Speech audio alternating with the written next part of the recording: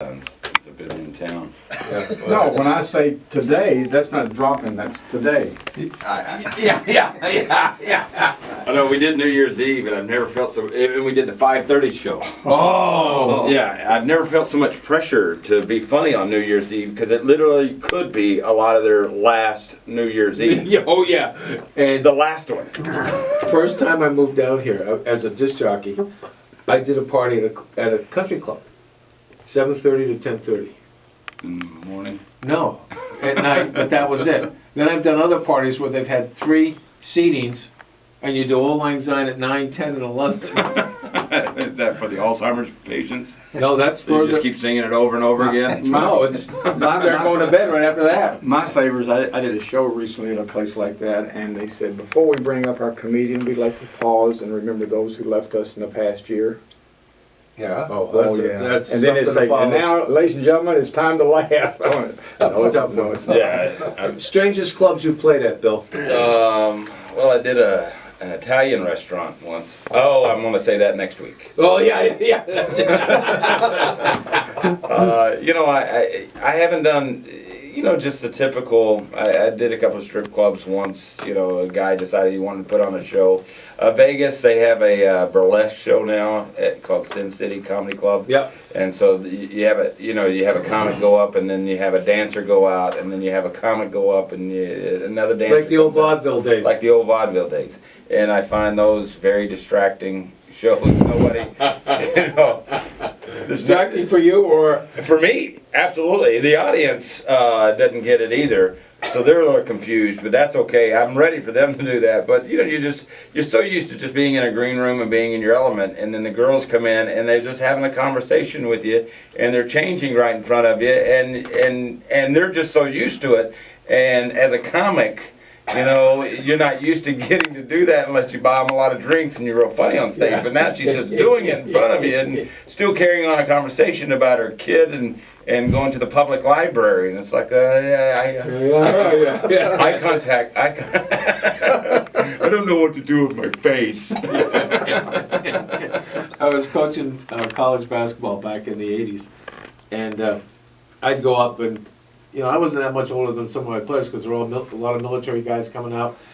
And my assistant coach at the time was a Navy veteran who was playing on the team. He was a sophomore in college.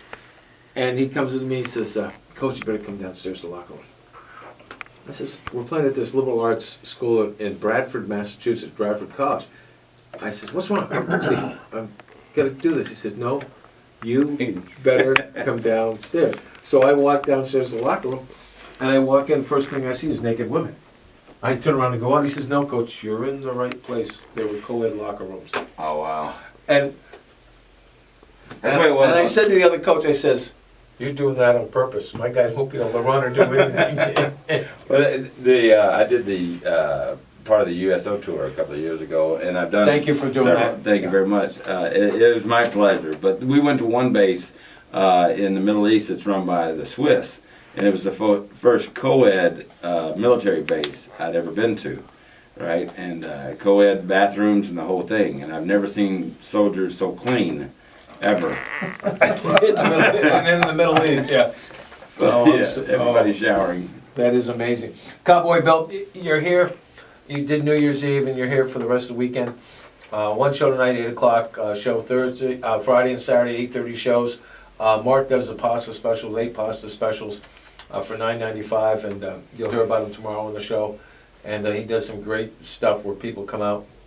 A little slow right now, the sluggish after the holidays. A little bit, I likened it last night to, you ever seen the scene in Platoon right after Charlie Sheen starts walking through there the day after that they've leveled everybody and there's just nothing but bodies laying around? That's kind of what the Bassani looked like last night, because first of all, even the staff, we all had a great time on New Year's Eve, and Gid was so kind to drive me home.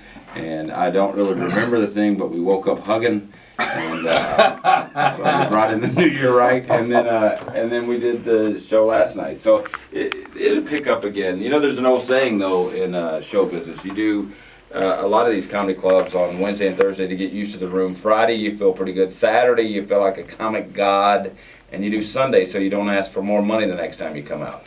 There you go, yeah. Yeah, that's exactly. But we won't have a Sunday show here. But that's what it felt like last night. You know, it felt like a Sunday show. People Yeah. were very lethargic last night, but everybody get back into the groove and stuff. Oh yeah, without question. We saw it last week too with Rivera and Kier, where they were right on the edge. You know, Yeah. they didn't go overboard. They were right on the edge.